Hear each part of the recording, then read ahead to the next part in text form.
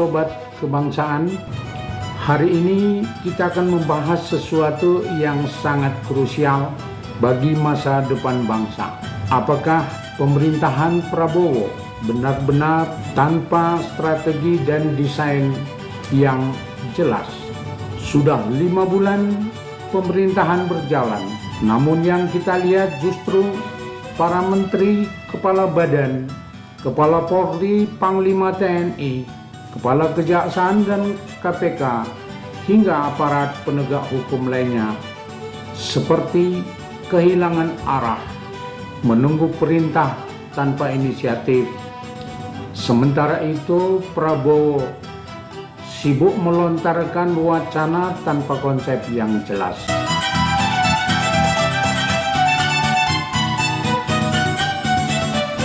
Selamat datang saudara sekalian dalam PJP Ginting Channel Opini Kebangsaan. Hari ini kita akan membahas sebuah topik, yaitu pemerintahan Prabowo tanpa konsep dan strategi serta desain yang jelas. Perekonomian melemah, investasi anjlok, penegakan hukum mandek, dan disintegrasi di Papua semakin kuat.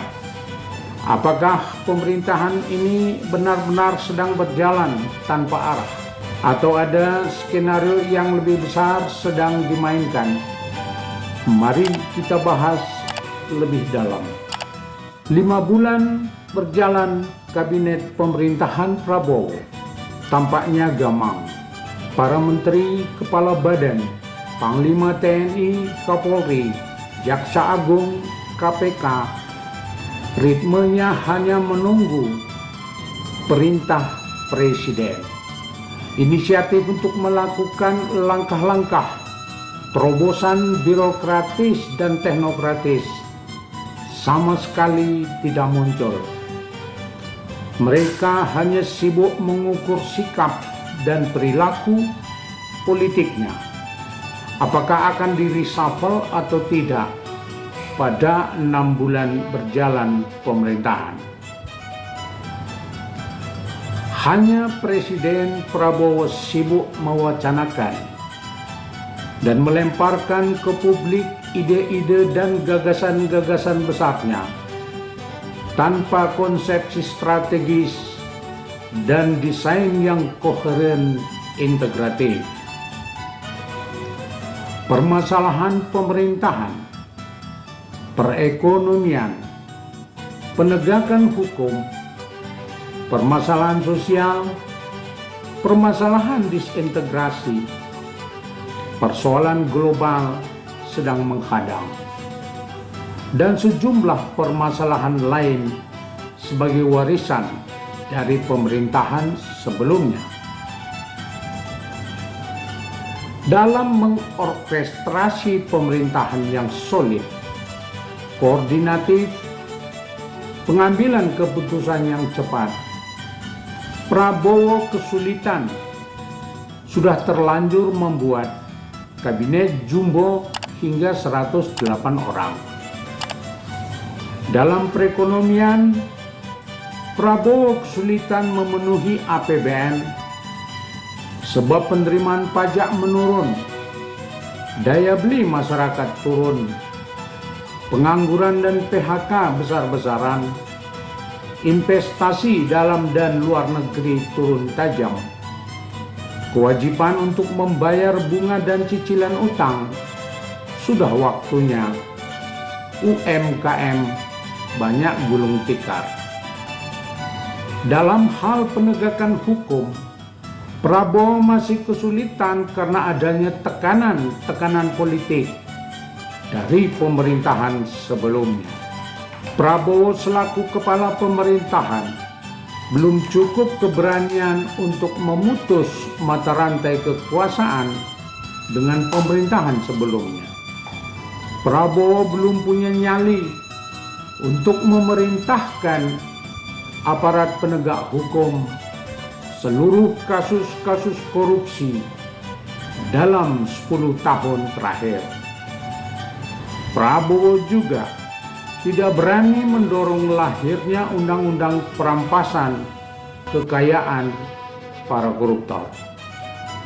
Situasi pemerintahan yang gonjang-ganjing dan gamang, perekonomian yang menurun, penegakan hukum setengah hati, konsekuensinya menimbulkan masalah-masalah sosial meningkat tajam.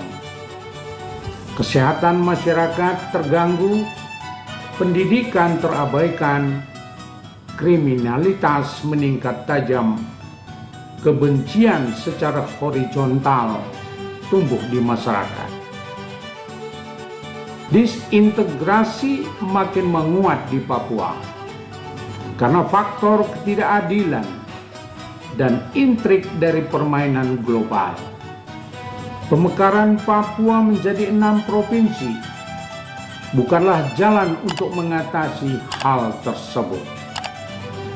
Persoalan global yang sedang menguat dalam hal AI, tenaga kerja, makanan, energi, perang, perubahan iklim, penetapan kebijakan politik dan ekonomi setiap negara berubah.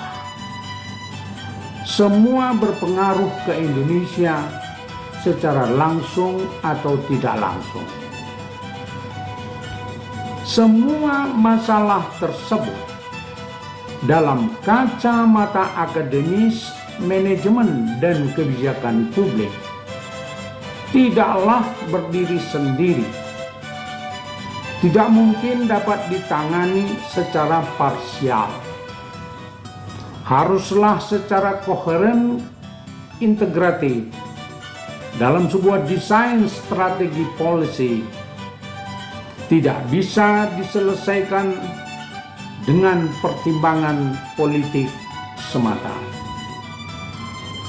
Prabowo harus memulai secara berani membenahi pemerintahan dengan mereshuffle kabinet dan mengurangi portofolio, menegakkan birokrasi teknokratis yang profesional.